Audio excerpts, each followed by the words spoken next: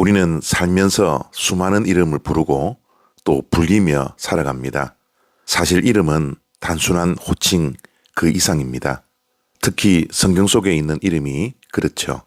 예를 들면 성경 속에 야곱이라는 이름은 발 뒤꿈치를 잡은 자라는 뜻입니다.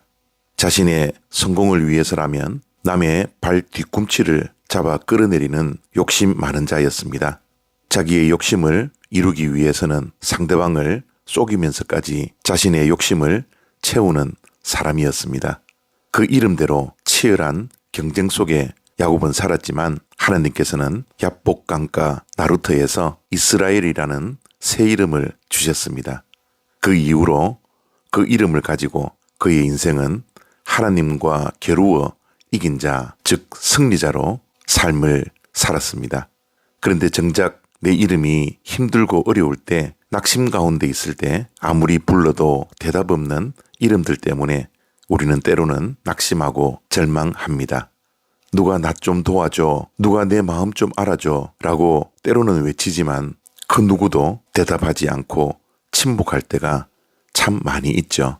우리가 가지고 있는 친구 목록에 그 수많은 사람들의 이름이 있다 할지라도 때로는 아무도 도움을 주지 않을 때가 있습니다.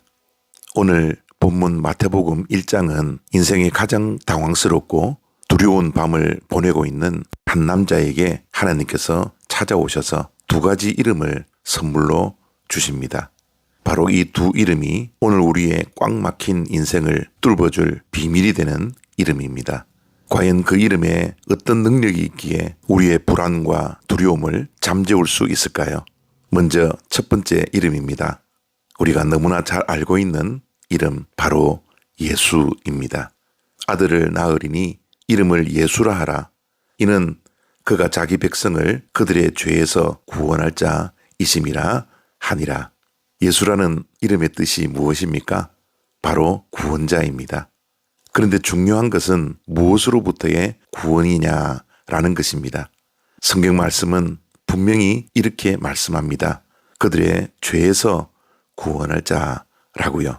현대인들의 마음을 병들게 하는 가장 큰 원인이 무엇입니까? 심리학자들은 죄책감이다, 수치심이다, 그리고 패배의식이다, 실패감이다 라고 말을 합니다. 나는 왜 이 모양일까? 내가 왜 그때 그랬을까? 나는 누구에게도 사랑받을 자격이 없어. 우리는 때로는 스스로를 정죄하는 이 내면의 감옥에 갇혀 버릴 때가 있습니다. 그런데 중요한 것은 아무리 좋은 상담을 받았다 할지라도, 좋은 여행을 다녀와서 쉼을 얻었다 할지라도 이 근본적인 죄의 문제는 해결되지 않습니다. 그래서 예수님께서 오셨습니다. 하나님께서는 죄에 허덕이는 인간에게 예수의 이름을 주셨습니다. 그 이름을 믿고 영접하는 순간 우리를 올가매던 과거의 실수, 죄책감, 그리고 실패의 늪에서 우리는 비로소 건짐을 받습니다. 그렇기에 우리 모두는 예수의 이름을 머리로만 알지 말고 가슴으로 받아들여야 합니다. 죄는 단순히 도덕적인 문제에 그치지 않습니다. 하나님과의 관계가 끊어진 결과 우리의 삶에는 많은 두려움과 결핍과 그리고 관계의 깨어짐이라는 고통스러운 열매가 맺어집니다. 이 모든 삶의 수렁도 결국은 죄가 가져온 아픔들입니다. 그렇기에 우리에게는 구원자가 필요합니다. 예수님은 우리의 영혼을 구원할 뿐만 아니라 우리의 삶의 현장에서도 우리를 건져내시는 분입니다. 도저히 내 힘으로 해결할 수 없는 그 깊은 늪에서 예수의 이름을 믿음으로 부르십시오. 그분이 저와 여러분을 다시 끌어올리실 것입니다. 예수님은 우리를 죄의 늪에서 건져내시는 분일 뿐만 아니라 예수의 이름에는 우리를 꽉 안아주시는 이름의 뜻도 있습니다. 바로 임마누엘입니다. 23절 말씀입니다. 보라, 처녀가 잉태하여 아들을 낳을 것이요 그의 이름은 임마누엘이라 하리라 하셨으니 이를 번역한즉 하나님이 우리와 함께 계시다 함이라. 우리는 반드시 기억해야 합니다.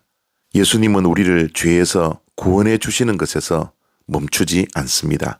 그분은 우리와 영원히 함께 하시기 위하여 이 땅에 오셨습니다. 그런데 많은 분들이 이 사실을 놓치고 신앙생활을 하면서도 여전히 깊은 외로움과 고독을 느끼며 살아갑니다. 하나님 도대체 어디 계십니까? 내 기도를 듣고 계신 건가요? 요셉도 그랬을 겁니다. 약혼녀의 임신 소식 앞에 배신감과 두려움으로 떨던 그날 밤 요셉은 철저히 혼자였습니다. 그런데 하나님께서는 그에게 당장 그 문제를 해결할 해결책이나 인생의 설명서를 쥐어 주시지 않습니다. 그보다 비교할 수 없이 더 크고 존귀한 약속, 바로 내가 너와 함께 하겠다라는 약속을 주셨습니다. 생각해 보십시오. 천지를 지으신 창조주 하나님께서, 감히 쳐다볼 수 없는 거룩한 분께서 고작 먼지와 같은 우리 인생 곁에 오셔서 우리와 영원토록 함께 하시겠다라고 말씀하십니다. 이것은 돈으로 환산할 수 없는 가치이고 우리가 받을 수 있는 가장 위대하고 존귀한 선물입니다. 임마누엘은 하나님이 저기 계시다가 아닙니다. 하나님께서 나중에 오시겠다도 아닙니다. 지금 여기에 우리와 함께 계신다라는 뜻입니다.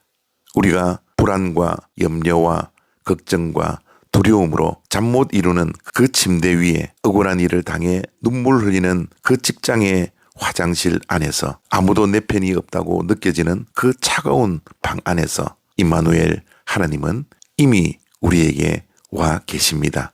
신앙의 가장 큰 신비는 문제가 사라지는 것이 아니라 문제 한복판에 하나님이 나와 함께 하심을 깨닫는 것입니다. 그것이 진정한 평화요, 그것이 진정한 치유입니다. 오늘 하나님께서는 요셉에게, 그리고 이 영상을 보는 우리 모두에게 두 가지 약속을 주십니다. 나를 수렁에서 건지시는 구원자 예수, 나를 절대 홀로 두지 않으시는 동반자 임마누엘. 이 두 이름이 합쳐질 때 우리의 인생은 더 이상 고난이 아니라 간증이 됩니다. 오늘 하루 삶이 버거울 때 예수의 이름을 믿음으로 부르십시오. 예수님, 나를 도와주십시오. 예수님, 나를 구원해 주십시오. 임마누엘 하나님, 나와 함께해 주십시오. 이 이름의 권세가 저와 여러분들의 묶여있는 것을 풀고 차가운 마음에 하늘의 온기를 채워 주실 것입니다. 감사합니다.